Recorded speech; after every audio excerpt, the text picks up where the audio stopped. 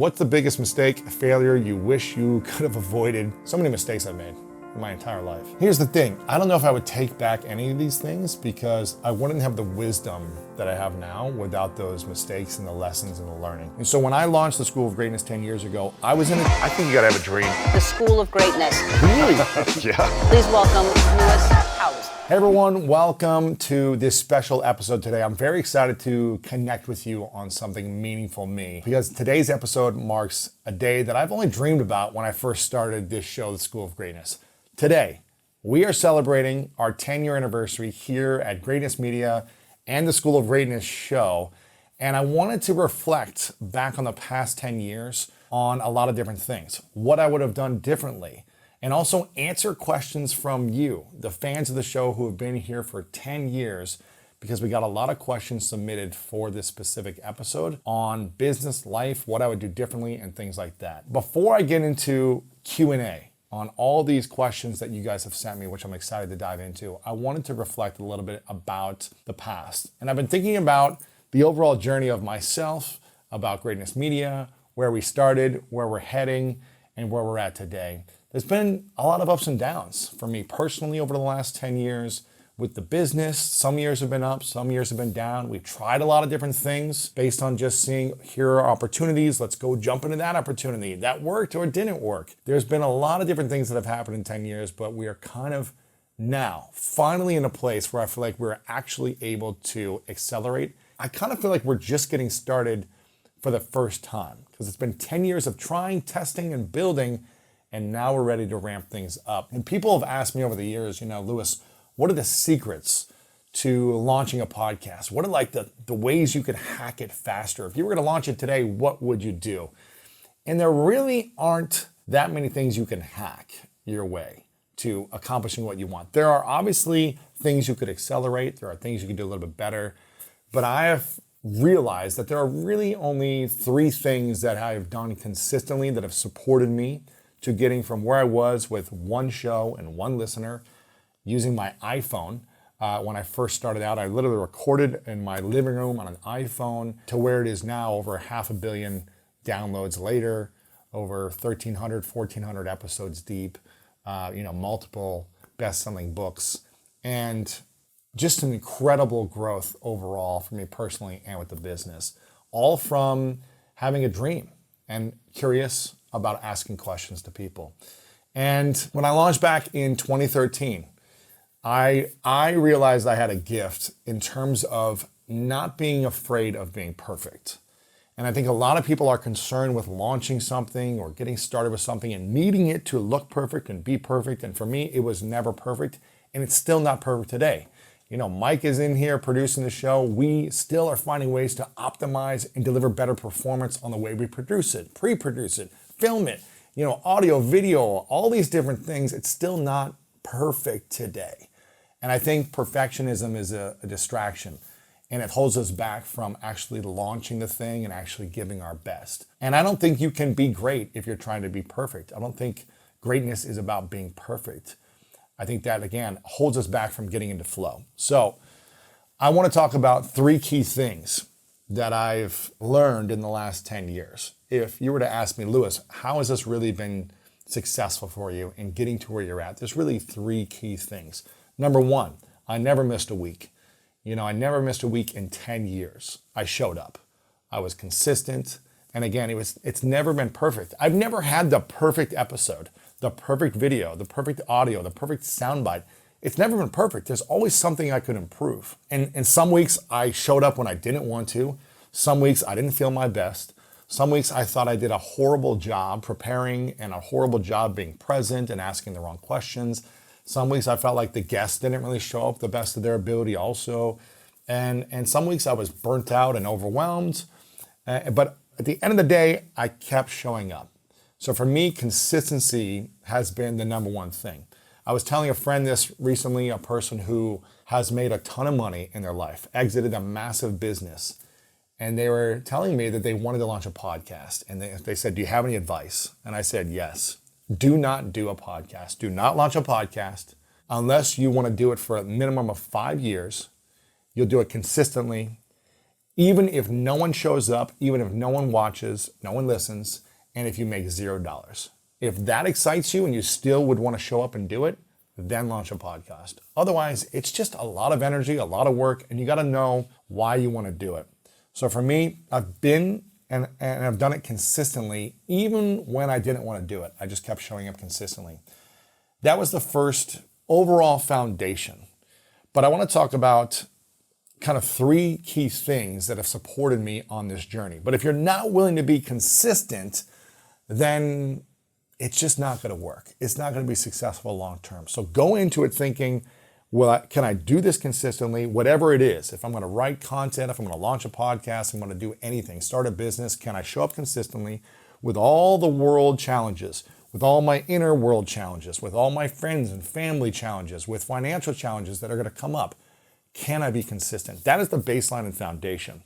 But here's the thing, something I did from the beginning, I knew I could be consistent from playing sports and doing the business that I had before, where I was showing up weekly for myself doing webinars. I knew that I could be consistent because I was excited about it. And I knew that I was going to do it for at least a year without making any money. I made that decision. I wasn't going to try to make money. So I went into it with the right reasons. That was the foundation. But if I was going to give you 3 keys to really focus on if you wanted to launch your own show or do anything great at a high level, this would be the key number 1. I've had a lot of reflection over the last 10 years, interviewed some of the greatest minds in all different areas of life, done a lot of research on their science of what works, what doesn't work.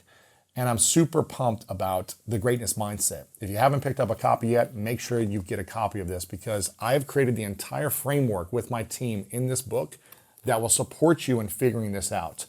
And in chapter 3,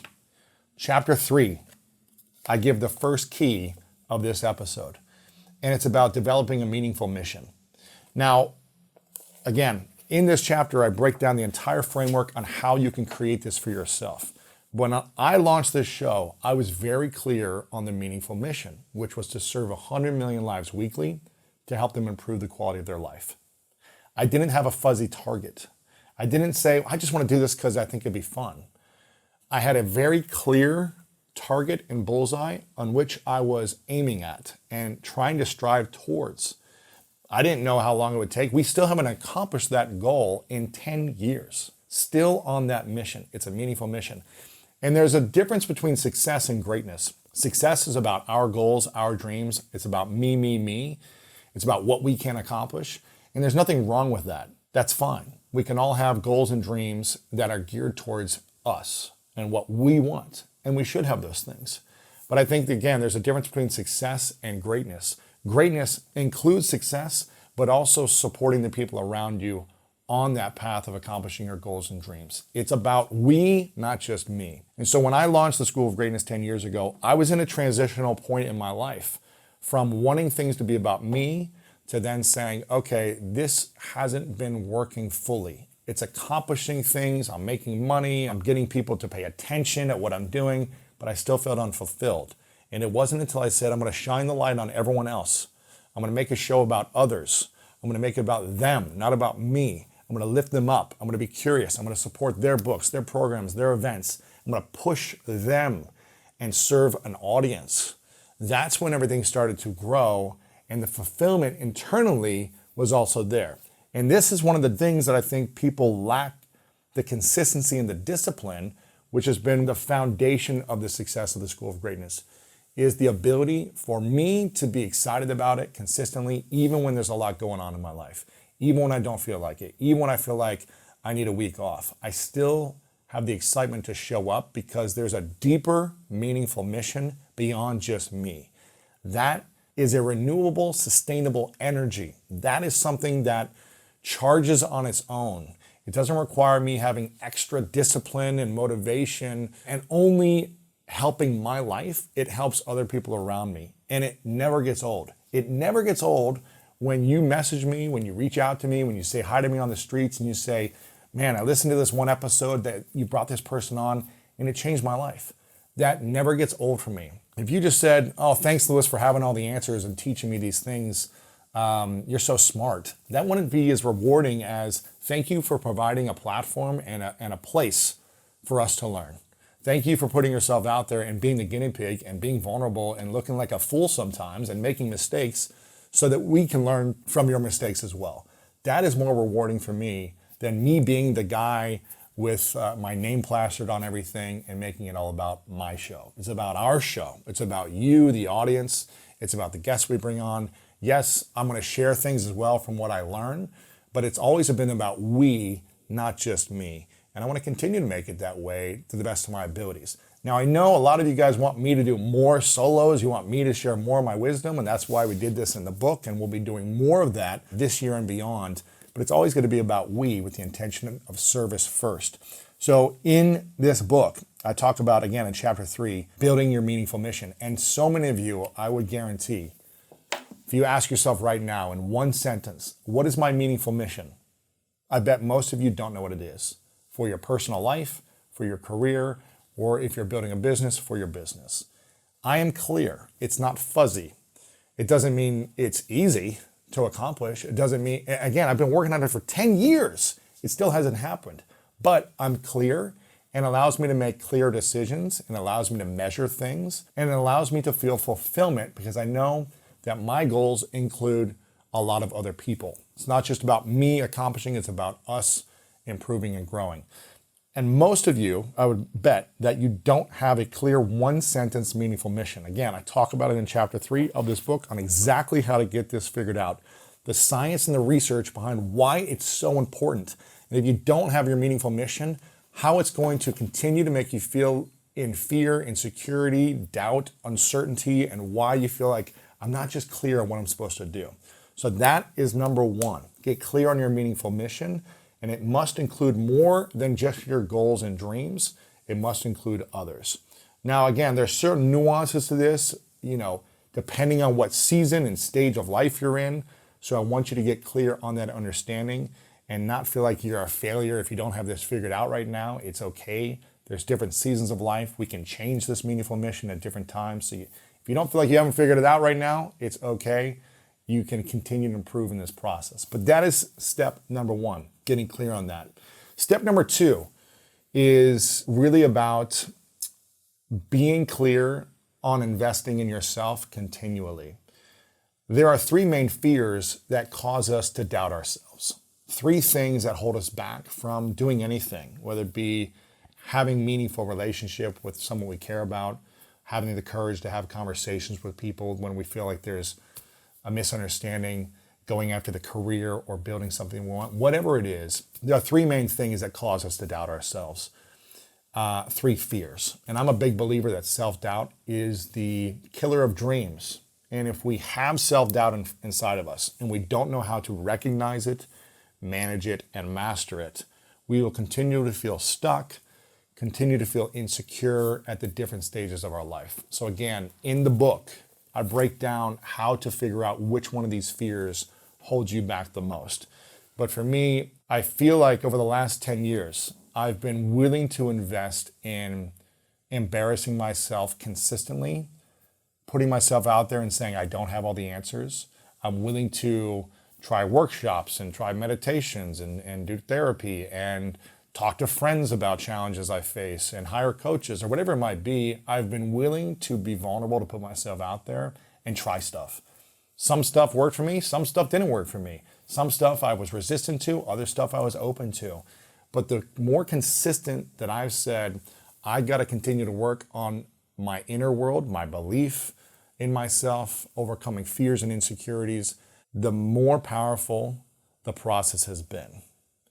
And I am never going to be a finished product. It's always going to be a journey of growth and transformation. But I can honestly say that at this stage, I feel more peace in my heart, more calm about who I am than I ever have in my life. And it's because I've been consistently working on me, improving me, and going to the emotional gym. If you want to stay in great shape and stay physically healthy, you've got to be consistent in your health, your physical health. If you want to have great relationships and you want to have great confidence in yourself, you got to constantly be emotionally evolving, emotionally transforming, and be consistent in it.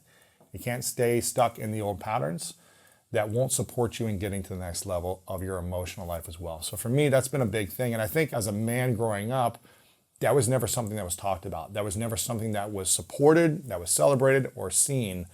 And it's been a big transformation in my life for the last 10 years, being willing to invest in overcoming my insecurities and fears that I wasn't even aware of. And I was so driven by ego that I thought I had it all figured out before 10 years ago. And now I'm open to exploring and trying new things. Even if I don't feel like it may not work for me, I'm still open to it. And that has been a massive factor in the success of the financial growth of my business, the success of my health, the success of my relationships, all these different things that I've been able to create. I can honestly say that investing in my emotional belief, emotional healing, emotional environment internally has been the key to so much abundance in my life. And so again, we talk about this in the Greatness Mindset on how to recognize which fear holds you back, because we all have a dominant fear between failure, success, or judgment. And if you can identify it first, lean into it, and start to embrace and overcome it, it's going to unlock a lot of different things in your life. So we've created that whole process in the Greatness Mindset book. Again, I want you to go get a copy so you can have access to that information on how to do this to be more successful in this. And the third thing is team. This is extremely simple, that there's no way that I would be able to do what I'm doing without an amazing team, without people on this team who are clear that they are aligned with the mission as well. They are on the same mission of we're here to serve. We're here to create something meaningful to help the people in this community. You who's listening, you who's watching, you who's reading and consuming. We are here to create meaningful media that serves you in improving the quality of your life. That's what we're all here to do. And they join the team with that intention. They know what this is about, and they are all in on that process. And I think it's finding great people who want to be a part of that same mission.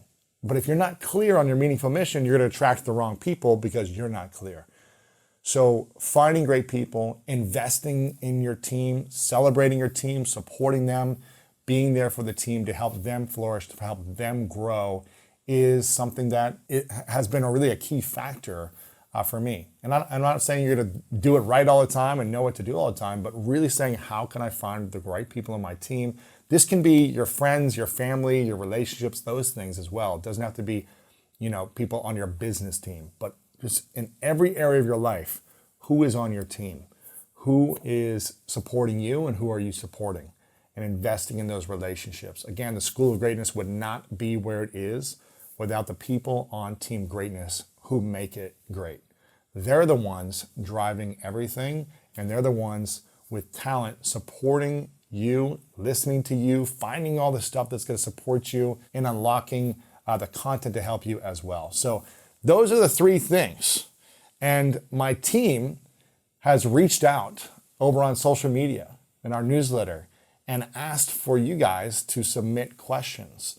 And so what I want to do is kind of do some Q&A, some coaching, and diving into answering some of the biggest questions you guys have around this and more things right now. But again, to recap that, number one, you got to have the foundation of consistency with all things. So if you don't go into the mindset, I'm going to do this consistently for many, many years, whatever it is you want to do is not going to work out, period. After the foundation is set, you got to have those three factors. Those three factors are going to support you in really developing the thing you want to create, putting it out there consistently, and making it successful. The first one is creating a meaningful mission. And again, chapter 3 of the Greatness Mindset walks you through the entire process of creating that. Make sure you get the book so you have access to that.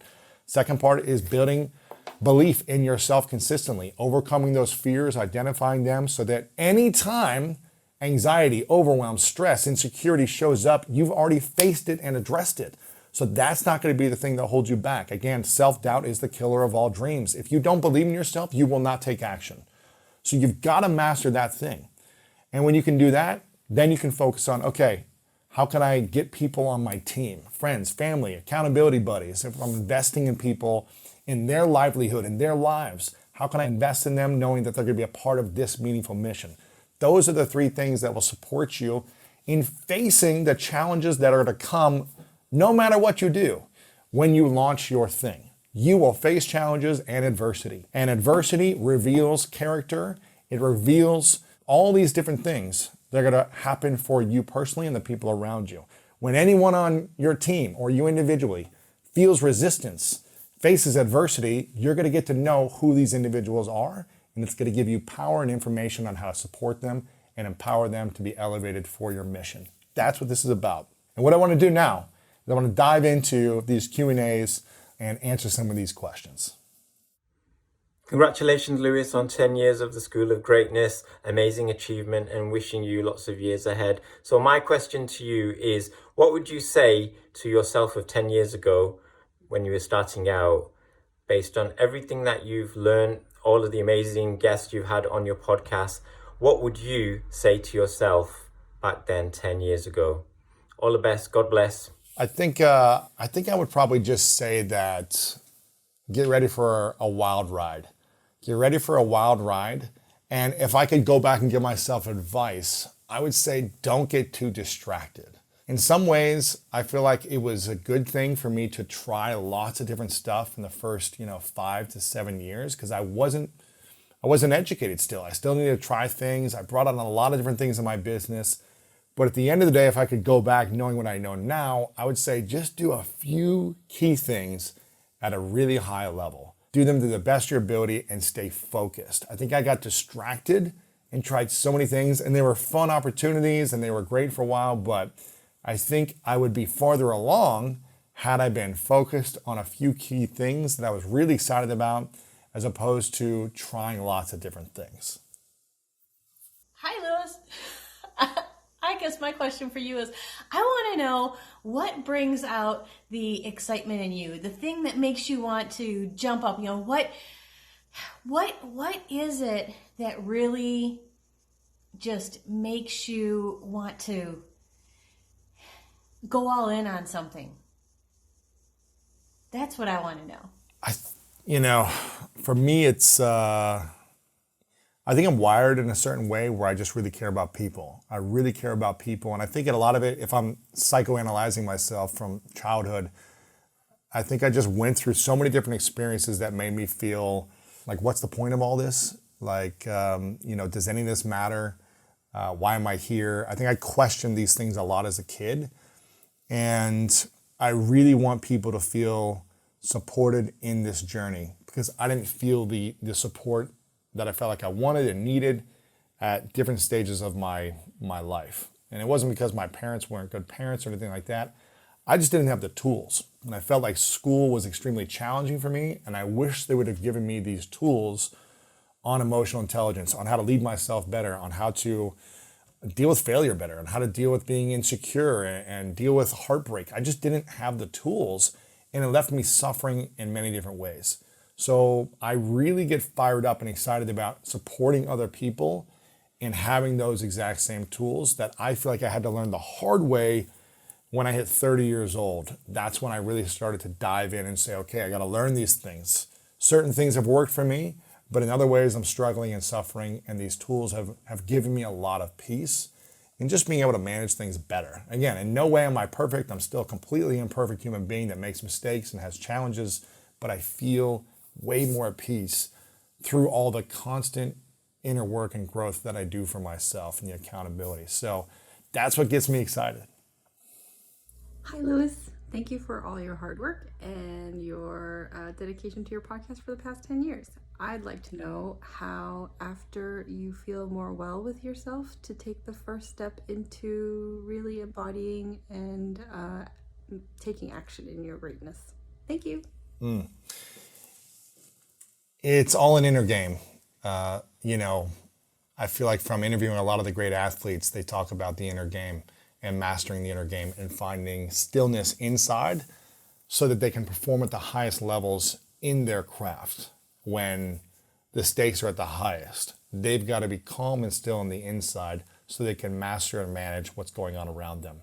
And again, in the book, we break down the exact science and the research of how to figure out what's making you feel unwell, what's making you feel insecure, flustered, resistant to what's happening in life. Like, why are you resisting having those conversations that you know would help mend relationships? Why are you resisting looking at the scale, when you know you haven't been eating as well as you should be? Why are you resisting getting out, ending an addiction, something that's been hurting you? Why are you resisting it? And there is a root cause to a lot of these things that make us feel unwell. It took me about 25 years to figure that out because I was masking, trying to project feeling good and confidence, false confidence in the world.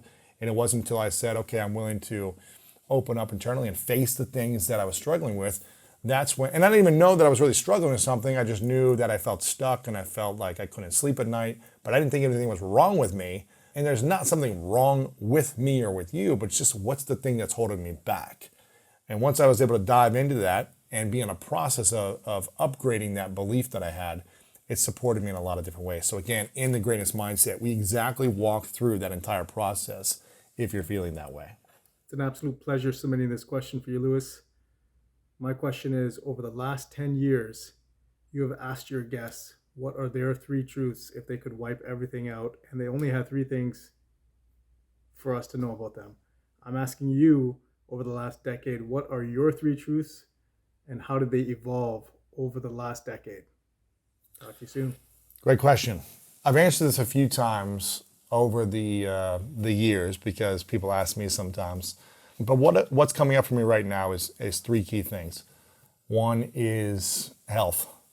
And, I'm not 30 years old anymore. It's been a decade since I've launched this show. And I've seen people that I've interviewed pass away based on being unwell or being sick. I've seen friends pass away. My father passed away last year. And, with COVID happening, a lot of people struggling in their health. The most important thing for us to face first is health. With good energy, spiritually, physically, and emotionally, we have more clarity, peace, and space to create, to show up, to play, to have fun, to do all those things. And so first is to focus on and be responsible of taking care of your health. Don't hurt yourself. Don't be a critic to yourself constantly. Be a positive coach. Don't constantly eat bad foods. Try to make better choices there. And really set yourself up to take care of your body. It's the only body you've got, so make sure you take care of it. That's number 1. Number 2 is having a gratitude practice, a gratitude mindset, whatever you want to call it, but being in gratitude.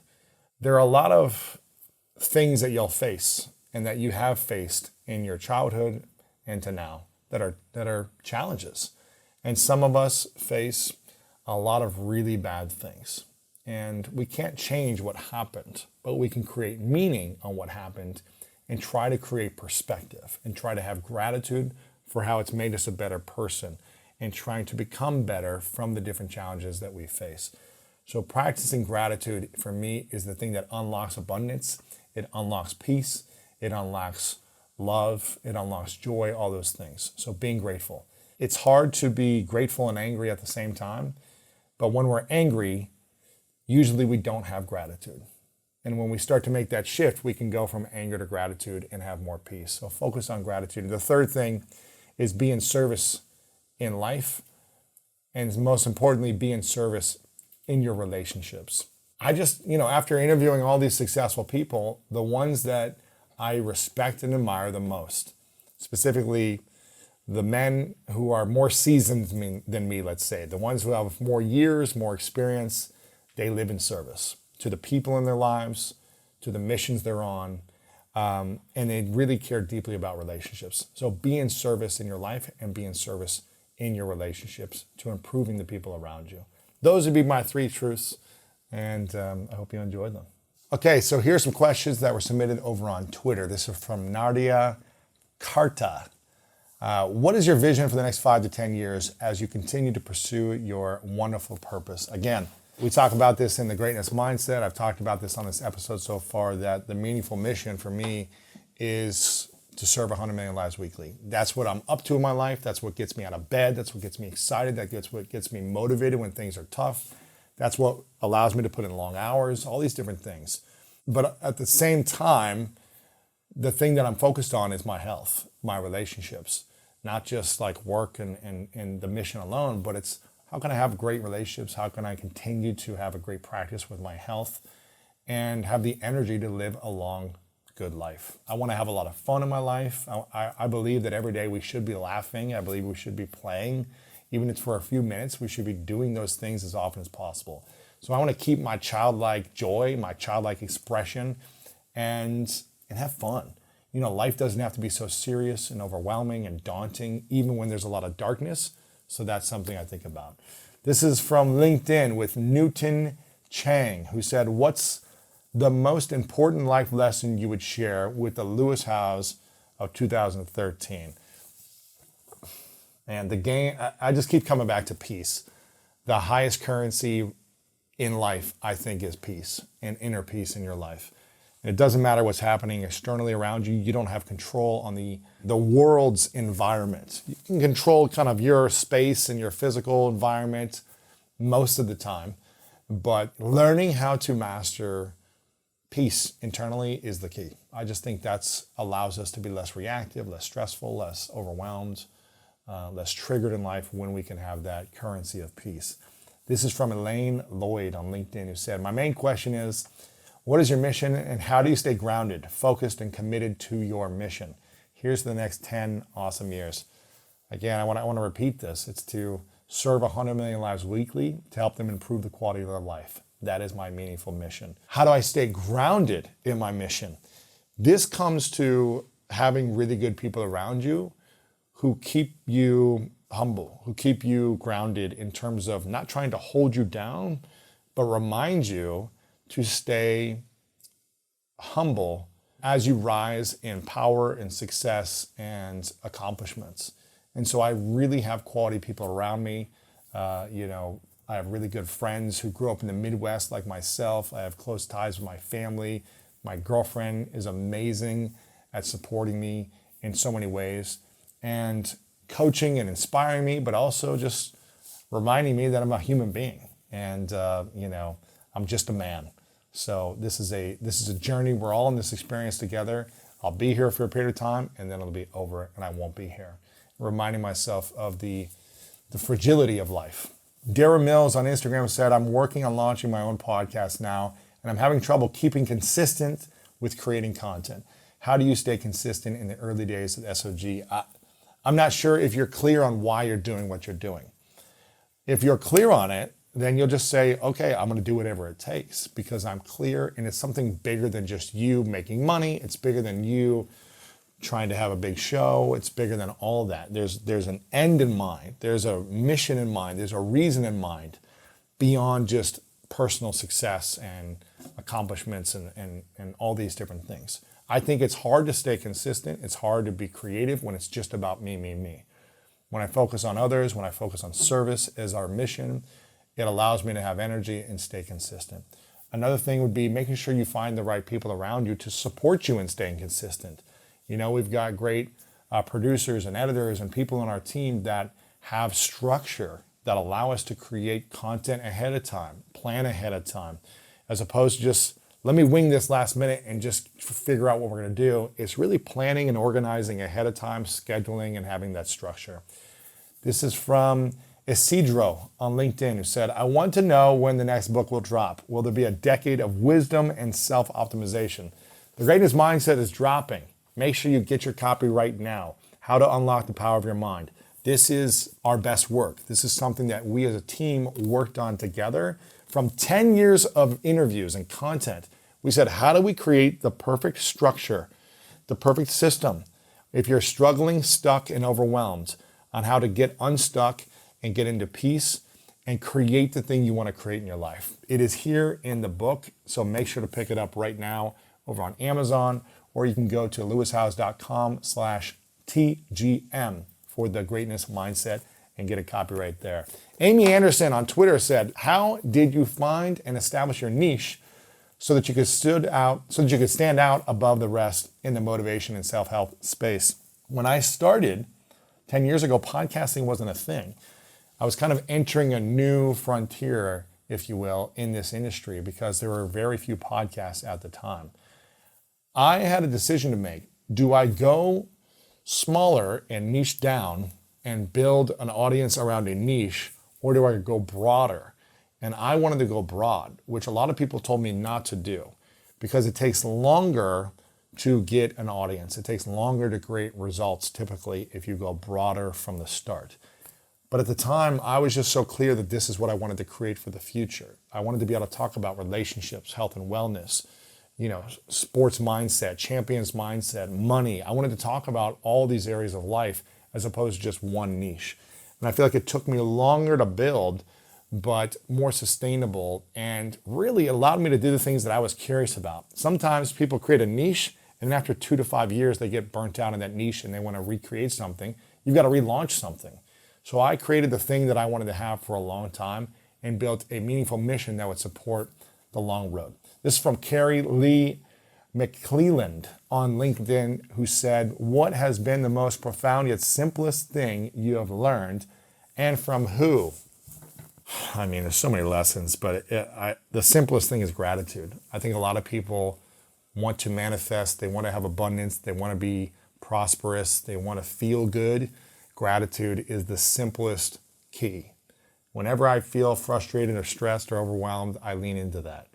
And if I don't lean into it, I feel more stressed and overwhelmed. So it's just a key. It's something that unlocks as part of it. Rhonda Byrne, who wrote the book The Secret, talked a lot about this in the interview that we had. And she talks a lot about that. So if you haven't watched that interview or listened to that interview, we'll have it linked up in the description where you can hear and watch that with Rhonda Byrne from The Secret. This is from Makala on Twitter, who said, what's the biggest mistake, failure you wish you could have avoided in business and personal life? Oh my gosh. There are so many mistakes I've made in my entire life. In business, here's the thing. I don't know if I would take back any of these things because I wouldn't have the wisdom that I have now without those mistakes and the lessons and the learning and the humility and the frustration and everything that comes with the mistakes. But if I'm having to answer the question, I think I launched too many programs early on in the first 5 years that just didn't work out. But again, I learned, they were like little mini PhDs because I learned how to become a course creator or being better on video. I did a talk show for Facebook that only had 1 season and didn't continue. And it didn't work out, and it was a year and a half of my life, but I learned so much from it. So there's certain things that I don't know if I would take them back because they were also great learning things and lessons for me to improve. And on the personal side, man, there's too many personal things for me to mention of mistakes I've made. But I would say not abandoning myself. I abandoned myself too many times to please others and make others feel happy.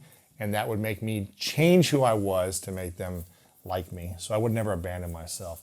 Sammy Adari on Twitter said, what are the top three breakthrough moments that massively changed your journey towards greatness, which I'm sure you had an emotional time building these, the bumps and bruises along the way. So the top 3 emotional moments, one with a workshop that I did 10 years ago that was about leadership and emotional intelligence that helped me see myself differently. Another one was when I went to Poland with a group of guys that I took to do a 5-day journey with Wim Hof, doing breathing, breath work, ice baths, jumping in frozen rivers, climbing mountains half naked in the snow, and facing fears.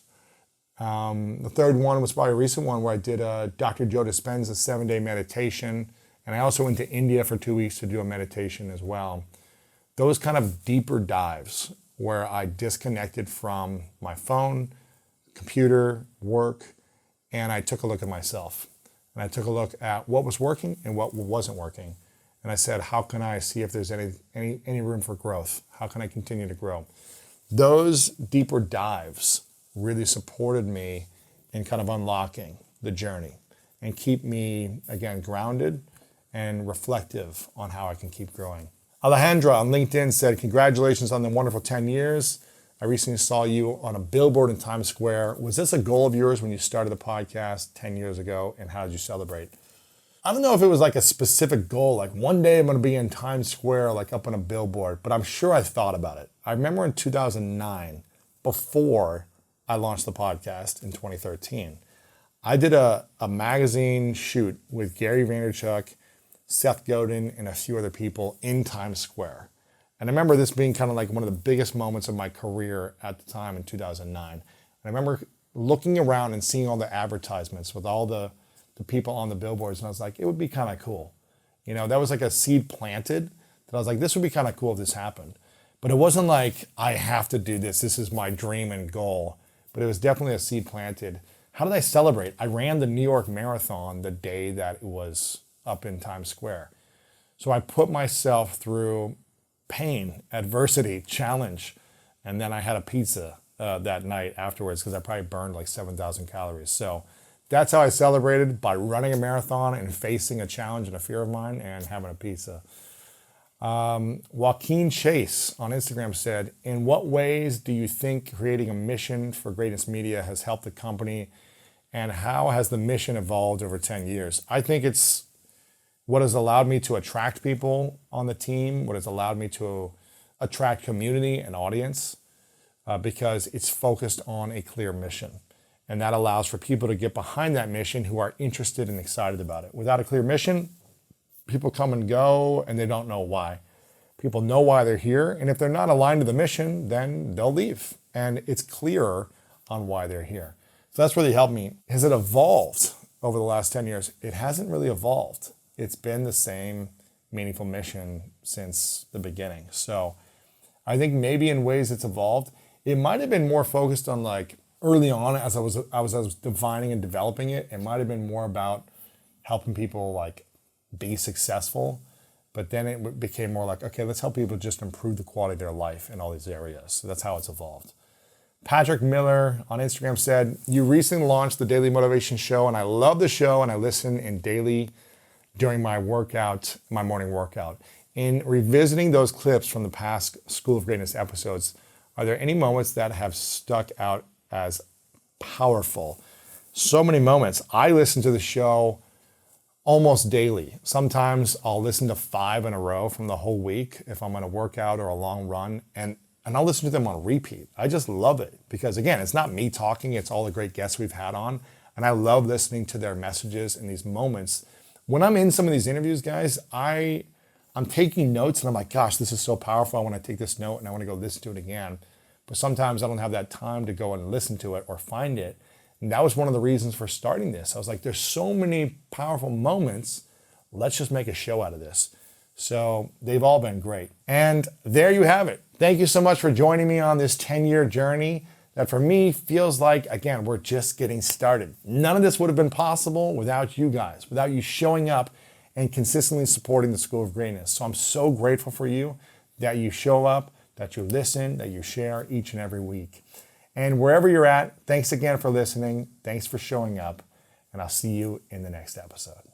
If you got value from that, then go ahead and stick around for more coming up right now. And I mean, basically that work talks about the power of the mind and the power of thought to create our physical world and material world. And then the greatest secret takes that to a whole new level, actually. And so then you really get to see that, oh my gosh, it's super easy to create anything I want. Like really so easy. Because if we have a belief it's hard, then it's going to be hard, you know? And so it has everything to do with our mind and what we believe. And so if we believe a thought, it will manifest.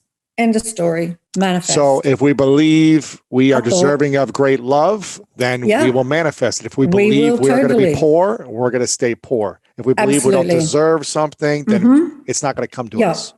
And, you know, it's interesting because for all of us, you know, and we've been conditioned, you know, I mean, you were very fortunate because you had a childhood where your mind was opened and you were opened and your heart was opened. And that's the biggest thing, is to open yourself to the possibility that everything isn't the way it appears to be. And so even if you can just open yourself to that possibility, just for a moment, you can pick up it all the next day. You can take it all with you the next day, that it's all real and everything that you're seeing. But if you just for a moment open to the possibility that things might not be the way that you think they are, then you have the greatest opportunity to really discover something incredible, how incredible you are. So with The Secret, I describe it really. And so I really simplify it and the law of attraction, because I would say to anybody, if you would just think about what you want, that's all you'd ever get in your life. Ooh, it's as simple as that. But a lot of people, but a lot of people think a lot of negative things consistently. It's on a loop that just holds them into this negative pattern. So how do we break that negative thought pattern? Right. So the mind is like a computer program. So, and the fact that it's on a negative loop is because we programmed it on a negative loop. But we could have been influenced when we were children and things like that. So one of the things that the mind loves repetition. Loves it.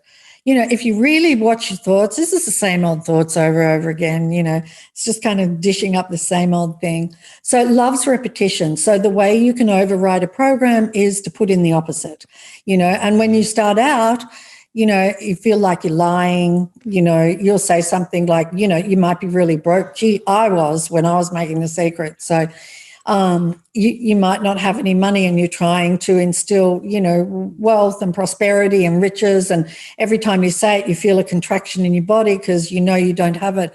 But, truly, because I did it myself, after a while you change it. You really begin to change it and you don't quite have that contraction anymore. And then you start to see money coming in, in different ways. Or you can be given things that you were going to buy and now you don't have to buy it. Or so you start to see signs of land, is one of the great new thought writers would say, talk about a sign of land. So you start to see sign of land. Now, that's what I did in The Secret. You can do gratitude. That will turn everything around. That will make you feel good. That will get you off the negative rant. But those negative thoughts are coming from beliefs held in the subconscious mind, right? That's where do the beliefs stem from for most of us? They stem mostly from our childhood, conditioning. Yeah. Our parents said something to us. We just swallowed it, hook, line, and sinker. We're like, right, that's a belief. And so we take it in and then we have all these beliefs that and you can hear, if you're talking to somebody, like if somebody says, oh, I believe da da da da da, or because we say that all the time, or somebody says, I think da da da da, behind those two statements are going to be a belief. And so the really interesting thing, they're hard to spot because you believe they're true. They seem real, right? Yeah. So you don't think they're a belief. You think they're real, and so they can be hard to spot. But if you start to listen to yourself, I believe, or I think, or especially look at the things that you have a really strong opinion about, because where you have a really strong opinion is a belief that's underneath that. So one of the things that in the latest book is that I show how to dissolve those beliefs, and just really by some of the things that I've just mentioned, and you can dissolve them, and you just feel free. Every time a belief goes out, you feel completely free. It's amazing feeling. You just feel as light as a feather, and actually you feel invincible. Yeah. Because can you imagine? Like if we have for example, the feeling of doubt, right? Doubt and uncertainty. Now, doubt and uncertainty play a big part in most people's lives, and they can be paralyzing, those two things. So just imagine living a life, zero doubt, zero uncertainty. Incredible. How do we get to a place of not doubting ourselves? You can, because you need to know who you are. You need to know who you are, so that you don't doubt yourself, because the one that is doubting is the ego, the one that is doubting is the mind, and it's not who we are. So then you've got to become very aware of your thoughts. That one that is doubting, the negative thoughts, they're all coming from the ego, right? All of them. Because who you are would never have a negative thought ever, ever. Who you are would never judge. Who you are who you are is allowing and accepting. And so all of those things are coming from the ego, and they are not who you are. And that voice in your head that you hear, that voice that's, so familiar to you and seems to know an awful lot about you and sounds like you, that voice is not you. That voice is just a program. What was the voice that was in your head consistently pre-secret that you had to overcome that belief? Wow. And then what's been the program? Because I feel like every new evolution of us is going to be some type of thing to overcome. So has there been something you've had to overcome in the last 15 years post-secret to get to the next level? Definitely negative thoughts. Before the secret, you had a lot of negative thoughts. Heaps. I was like everybody. I was just like, I was pointing out all the things that were wrong.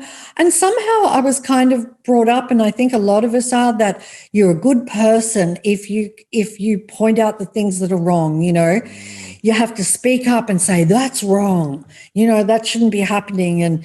And so I was kind of brought up with that too. And so that's brought up with judgment. And that does not help us at all. Judgment, we need to put it in the trash because that does not belong with us. And the one who is judging is the ego. It's the ego. It's judging. The one that has negative thoughts is the ego. So I had all of that going on. I had doubt, I had uncertainty, I had feelings of unworthiness, I had heaps of stress.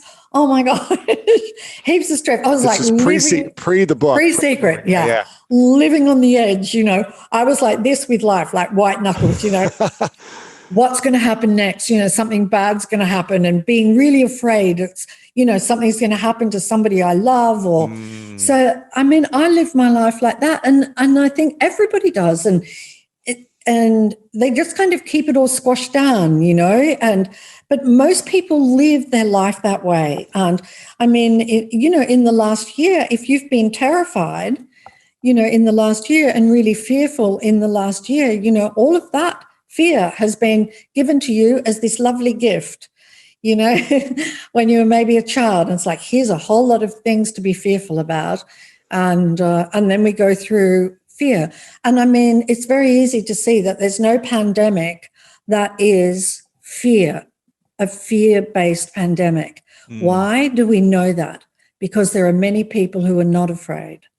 And so if the pandemic was, in the world was actually a real fear manifestation, then every single person on the planet would be fearful. And while there are a lot of people fearful, there are still a lot who are not. Yeah. So that just shows you that the fear was already here with us, right, before the pandemic came along. Right.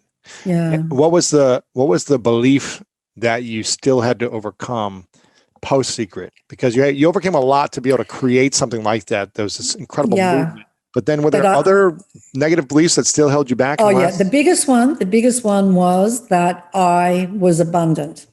That was the biggest one. That was your limiting belief? That was the one I had been brought up with. We can't afford it. We don't have enough.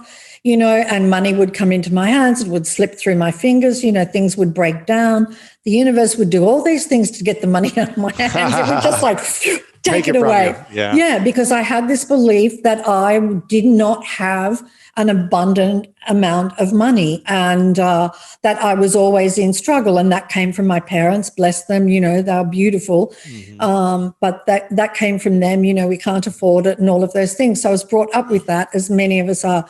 So the one that I had the biggest thing to overcome, the biggest thing to overcome was the belief in lack of money.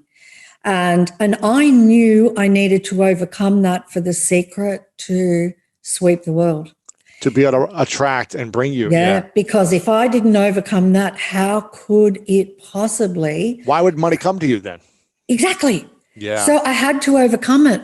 How did you overcome that? I mean, how do you overcome the fear of lack, of the not having enough, I'm not worthy of money. How do we finally transition into abundance? I did that by many, many things. I tried many things, all kinds of, I was experimenting with it. So, I mean, I would just walk down the street and say, there's prosperity everywhere. I'm breathing in prosperity. I'd do all these affirmations, I'm breathing in prosperity with every breath I take. My substance is prosperity. I am abundant. I am worthy, And so I would say all these affirmations. I would have them all pinned up around the apartment that I was staying in, and so that I would see them and read them every day. So that was just one thing I did. Then what I would do, the biggest thing was, because at the time I was in incredible debt. I was making The Secret, and I just didn't have the money to make it. Wow. And I started out $2 million in debt, mind you, because of a whole lot of shows that went really wrong. And so you were producing TV shows at the time. Yeah, right? I was. And so, I mean, $2 million in debt makes it sound like I had a lot of money. I never had anything like that money. But these particular movies that we're making, they ran over budget. And so I started with $2 million in debt. Wow. I remember I discovered The Secret, and I went to my accountant and I said, you have to do whatever it takes to keep my company afloat. I'm going to make something that's going to change the world. I'm going to make it. You keep my company going. And so, and wow. And he just said, okay. And so I took out, oh my gosh, I maxed every credit card I had to the limit. I mortgaged my home to the absolute limit. I took overdrafts out on my company so I could make the documentary. Wow. And so I had crushing debt coming in on me, and I needed more money to keep making it. So it was a journey of absolute luck, and the luck was just an expression of what I'd been brought up with. So I had to turn that around. So one of the things I did, like when I would go and then you would get your bills or accounts in the mail, it wasn't all online. And so I'd go to the mailbox and and straight away my stomach would like, and if anybody's been in that situation where you just don't have enough money and you've got all these bills, it's a horrible feeling, and my whole body would contract, and I would know that is attracting a lack of money and that's not attracting abundance. So I used to do this thing whereby I would do gratitude and I would listen to music, and I would do as many things as I could until I felt really, really good. And I would just say to myself, I am abundant, and nothing would object. No thought would object. And I'm like, right, now's the time to open the mail, right? Well, I'm feeling really, really good. And so then I would open the bills, and I would look at each one as though it was a check. I would imagine it's a check, not a bill. So you played a game in your mind, and you're like, I put a game in my mind. Here's a $100,000 check. And I would go, wow, look at all the checks I got today. And so I would do that, and then I'd open them up and I'd be like, wow, $160 check and, a $2,300 check. And then I felt like it wasn't, I would add them all up, and that's how much I received today. And then I would think, you know what? I need to be receiving more money than that. So I would add zeros to the bills. And I would pretend that they were, instead of $160, was $16,000 check that was coming to me. And so I would add it all up, and I received all this money. So that was one of the other games that I played. And then I did something quite radical. It was an experiment and test, and all of these things I did so that I could tell what worked and what would work for people. And so I thought, what's the way that I can feel really good about money? Because when you don't have enough, it's really hard to feel good about money. Really hard, right? Yeah. Really hard. And so I thought, what's the one way that I can feel good about money? Okay, the way that I can feel good about money is if I give some away. And so what I did. Well, what about if you have no money to give away? I took it out. I took it out on my credit card. Wow. I took out these $20 bills on my credit card. I think I could access $100 or something. So I took out all of these $20 bills and I thought, right, I'm going to walk down the street. And I said to the universe, show me who to give it to.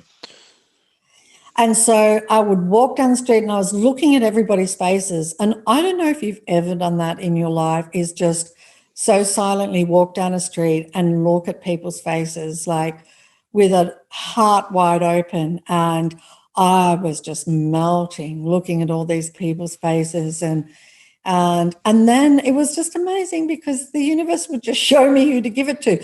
Like these kids walked out of a store and they're like counting their money. Oh, I don't have enough to get that, they're wanting to get something in the store. And so just, gave them $20 and they're like, thanks, lady, and ran back in the store to get, the ice creams or whatever they wanted. And it was an ice cream store, I think they were out the front of. And so yeah, I just went down the street giving away this money. And in fact, there were two, I think there was two or one $20 note that it just like stopped. It wasn't clear anymore who to give it to. And so I just stopped.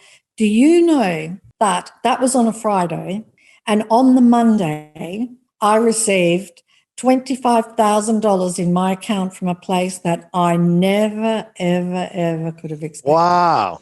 Yeah. It's so powerful. Right? It's crazy. Isn't that something? Was there any other tests or games that you tried to, change your thoughts and play with your mind to start seeing yourself as abundant and in prosperity? Yeah, I did. I did lists of all of the things that I was going to get, all the things I was going to buy, when the money came in. So I did all of these lists and I imagined that I had those things already. And I remember it was like, I want a house on the ocean. I really went all out, that was just some list. One of the things I remember is that I'd always wanted a Range Rover all of my life. And that was just beyond anything I could afford. And especially in Australia, like they were crazy prices. So, but still I put it on the list and I put all these things on the list. But, interestingly enough, like I did that because that was a way to turn money around. But when The Secret got released, I didn't care about any of it because, and I didn't even care. All that mattered was that I had got it out into the world and now it was in the world. It could never be taken away.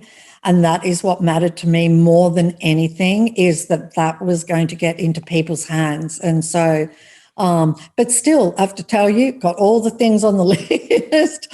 There's amazing views out here of the ocean. I ended up by getting a Range Rover. And so, yeah, but I did a lot of practices and I have shared those practices in a lot of the books. And also we created an app, which was The Secret to Money. And so there are a lot of the practices that I put in that app. And I was just dedicated. Wow. Because I knew this was a big thing for people and that if I can do it, anyone can do it. Yeah. And all you have to do is you keep doing it until you do not feel any more lack anymore, until there are no more thoughts coming up saying, oh no, you're broke, thoughts where you're even looking at the money going out with like a contraction. Something else I did, I imagined that with those bills that I would open, I imagined that I was giving those people money and helping their families and helping. So I would imagine that as well. That was something else I did, that I am, that when I paid a bill, I would really sit down and I would think about all of the people that worked in that company and all of their families. I would feel the feelings of all of that. Then I would think about all of the industries that service that company that I was paying the money to, and that all of the money that I'm paying affects all of those people and helps their family and helps them get food. And so that was sort of another way that I felt really good about money. First of all, I think the one thing I've learned in my research above all else is that in the absence of love and belonging, there's always suffering. So when I hear about your experiences growing up, that's suffering. Yeah. That's real suffering. And for me, not making the drill team when I was, I think it was in 8th grade, by itself is not a lot, but how my family responded to it. It was like when things changed for me and I didn't feel like I belonged to my family anymore.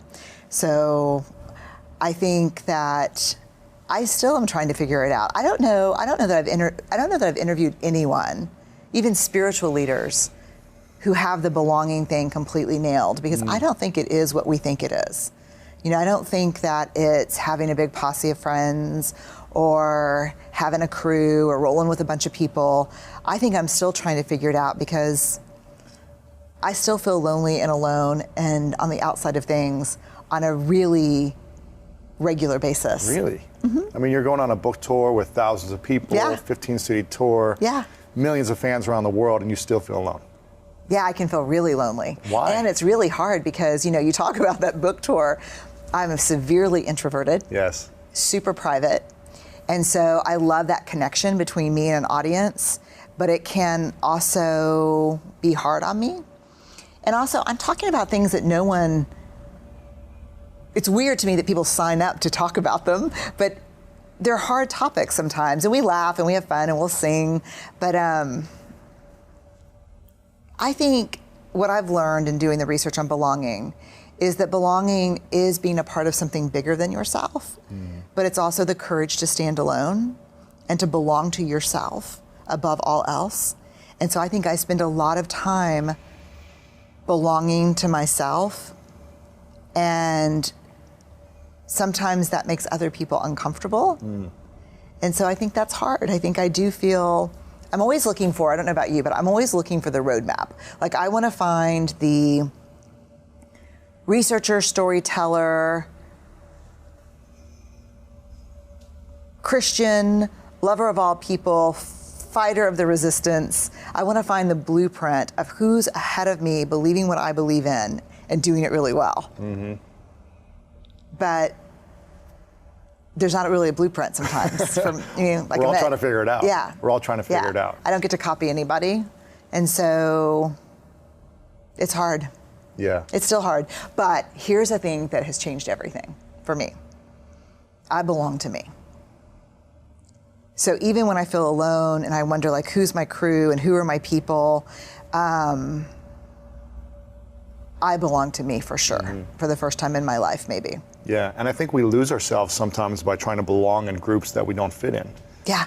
You know, I remember being in, you know, the youngest on these sports teams growing up. I was playing on the junior varsity as a freshman or the varsity or whatever. So I was the youngest, and I remember just wanting to fit in, just like you did in the that team. And I wanted to fit in. I wanted to feel like they liked me, like I mattered, like I was the cool kid or whatever.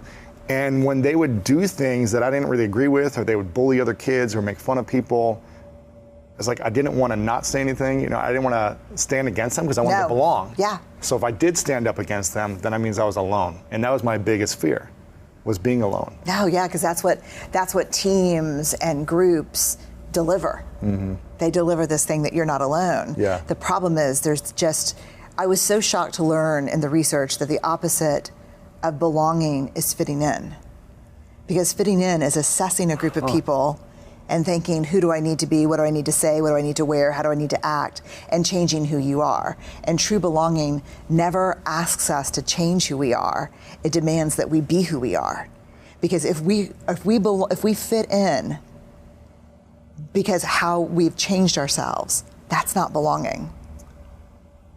That's not belonging, because you betrayed yourself for other people. And that's not sustainable. Yeah, you start to lose yourself. You start to lose yourself, exactly what you said. And so I think it's hard. You have to show up as who you are. How do we find out who we are? That's the life's work, right? That's freaking hard. Do you know who you are? Yeah, I do. Who are you? In what way? If someone just said, who are you, Brene, what would you say? Brene Brown. Mom, partner, researcher, storyteller, Texan. I don't know, I'd ask them how much time they have. Because, you know, the thing is that we want to, when we ask people who they are and we want to know, we'd like those really easy files to put them in. Of course. But I'm a complicated person. Are you? Yeah, and so I think I know who I am. What makes you complicated? I don't know if I'm complicated, but I'm complex. You're interesting. I hope so. Very Some days interesting. yes, some days no. Very interesting. I think what makes me complex is, I think what makes everyone complex is the paradoxical nature of people. So, you know, like, I speak in public, I love doing that, but I'm incredibly introverted. Yeah. I'm kind of a traditionalist around things. Yeah. My kids say yes ma'am, no ma'am, but I also raise them to challenge authority every time they get the opportunity to do that, but to be really polite when they're doing it. Sure. Yeah, so I think I'm unapologetically earnest. Like, I believe in the goodness of people, but I believe it's hard work to stay out of fear and stay good. Yeah. And so I think I understand people. I think I have a lot of empathy, but I'm also not afraid of discomfort. Yeah. So I think there's just a lot of push and pull. Sure. And I think that's true of all of us. I do not like to be defined. I think that's. Do you? I was going to say, I feel like my entire life, I didn't want to be defined as well. They were like, you're going to be this jock in college, Right. you're going to be like this alcoholic, you're going to be in the frats. Yeah. All my siblings said this to me, and I was like, no, I'm not. I made a bet with each one of my siblings, $100 each, that I wouldn't have one sip of alcohol in college. Because I was like, I'm going to go against everything you think I'm going to be. Yeah. I joined the school of musical because they were like, you're just going to do sports. I sang, I played guitar, I salsa dance. I was like, I'm going to do everything different than what people would expect of a tall white man, right? That's awesome. I was like, I want to be different. Yeah. And I think in that process, I was like trying to discover who I really was, what I liked, my dreams, what was fun for me. Yeah. As opposed to just trying to fit the box and the mold of everyone Right. else. Because you can lose yourself in that fitting in, I think. You can lose yourself in the fitting in, and you can lose yourself in the rebuttal to the fitting in. It's true.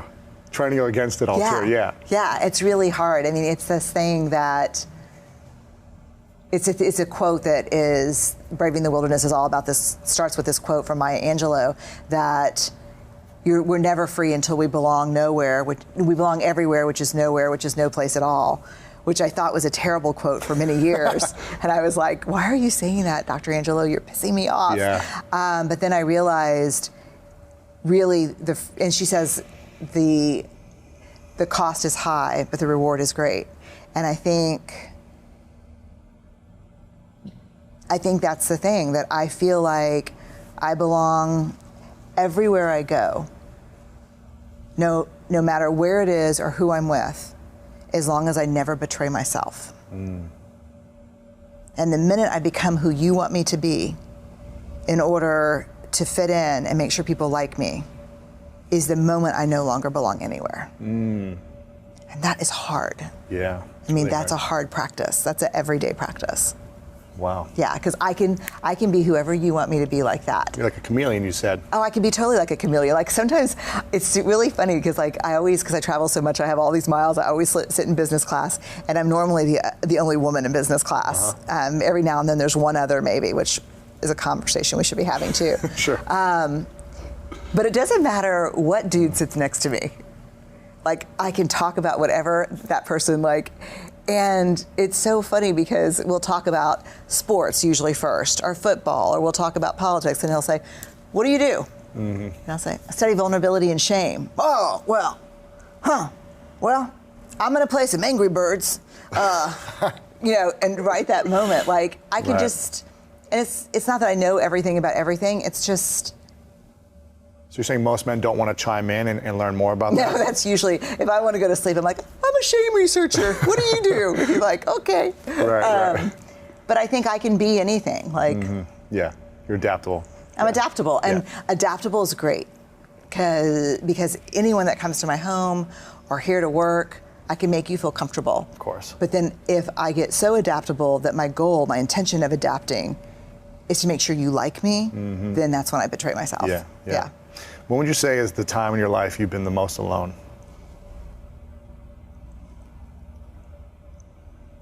High school. Just the whole journey? Yeah, it just sucked. It does suck. It does. And my daughter just graduated from high school, and she had this amazing experience.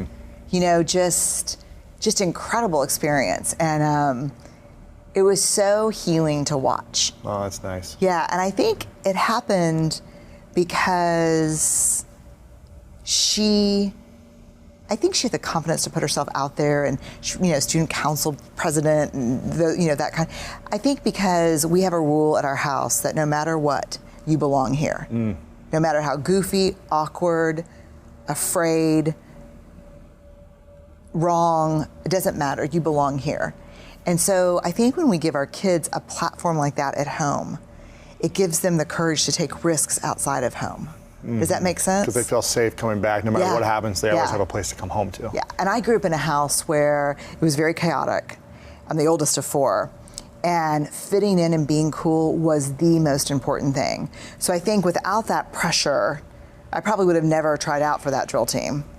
But in my world growing up, you only did 2 things. You were a cheerleader or you were on the drill team, and preferably you married a running back or a quarterback. I mean, that was the way it went. And so for me, I probably would have been like president of the French club, or I would have been in debate or those kind of things. Newspaper. Oh, for sure. Yeah, photographer of the yearbook. Yeah. But those things did not have a lot of value. Really? No. Your parents didn't instill that as something credible or worthwhile? No, it's just cool was the number one value at home.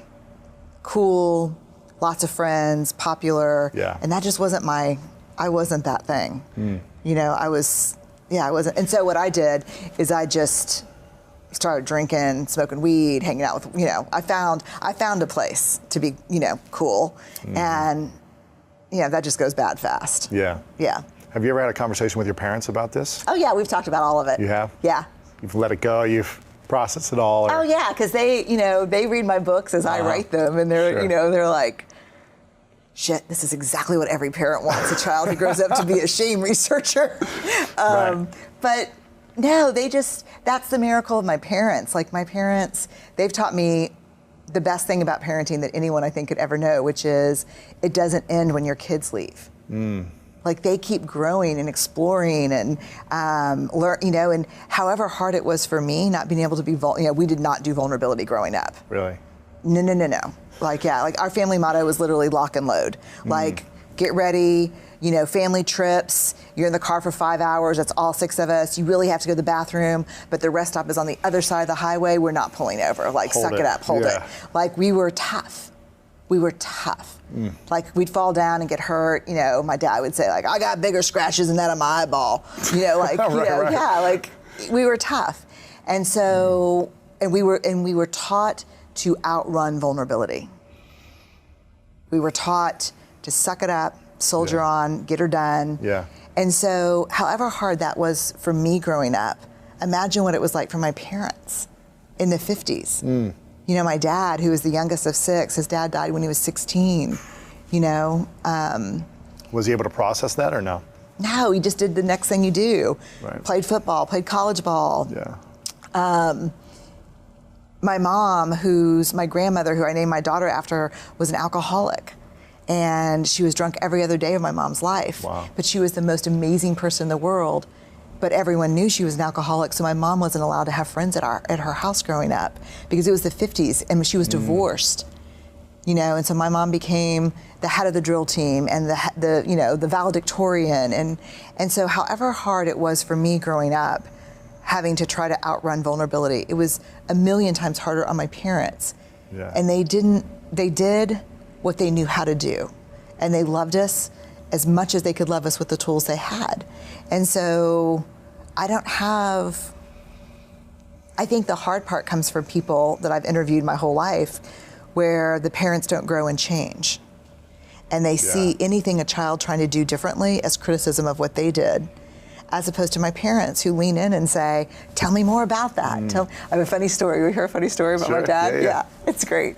So we do a lot of choice theory with my daughter and my son. And so my husband's a pediatrician. Okay. So we know a lot about child development from school. Right. And so when Ellen was little, we used to do this thing where we would say, you have 2 choices.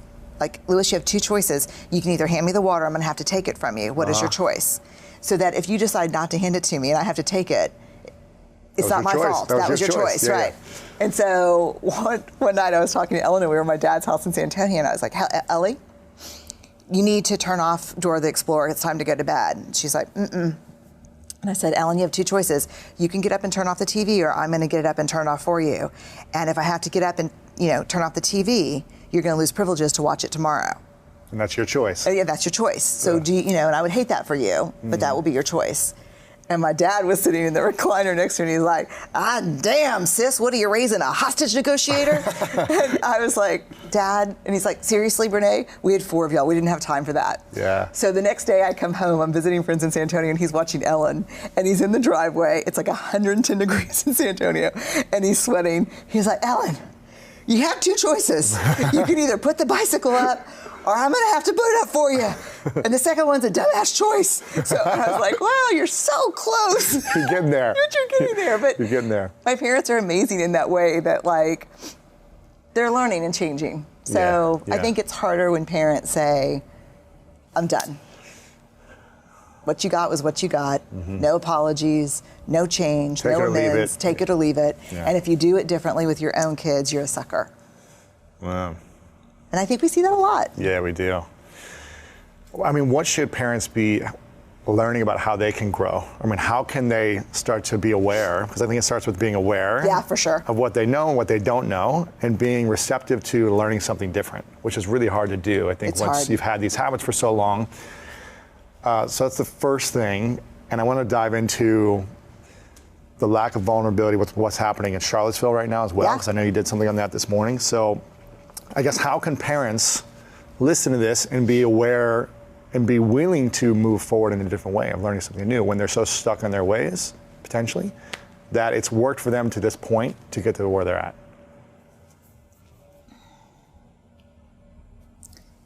You know, I think I believe this with my whole heart. I believe that 99.9% of parents are truly waking up every day and doing the very best they can with what they have. Yeah. I don't think there are a lot of parents who wake up and maliciously try to screw up their kids or hurt their kids or belittle or shame their kids. I think we're doing the best we can with what we have. And so I think to let go of the idea that if I have done something that I could have done better or that I could learn from, that I have to just come down. People defend their parenting like they're defending their lives because it's such a shame minefield. Yeah. You know, I mean, a great example is the work you're doing around men and vulnerability. I cannot tell you the number of fathers and the hundreds, if not thousands of fathers I've interviewed that said, I shamed my son every time he was vulnerable. Yeah. I put him down, I made fun of them, I hit him every time he was vulnerable. And now I look back and I know it's because that's the way I was raised, or I was afraid he'd be soft and get hurt at school, or, you know, whatever the thing is. And so I think for parents, it's about understanding, giving yourself permission to not have been, I'm not perfect. Like, you know, like I've never not been a researcher and a parent. My husband's a Yeah. pediatrician. Our kids will be in therapy. You're right. And the reason why I think that'll be so successful is there's only 2 kind of kids you raise. Kids who will ask for help when they need it, or kids who won't. And that's as good as it gets, is to raise a kid who'll ask for help. Yeah, I never asked for help. Yeah. I was always suffering inside. Yeah, right. And I always felt shameful, guilty, Right. and my way of asking was being angry, resentful, mad, hitting people in sports Yeah. or outside of sports, because that's all I knew. It's only by helping others and buying into a vision that's larger than yourself that you'll tap into the greater version of you. And once you get crystal clear on your life's mission, again, for this season of your life at least, I guarantee it'll be a whole lot easier to stay motivated. It's just going to become natural for you, and a whole lot harder to be lazy.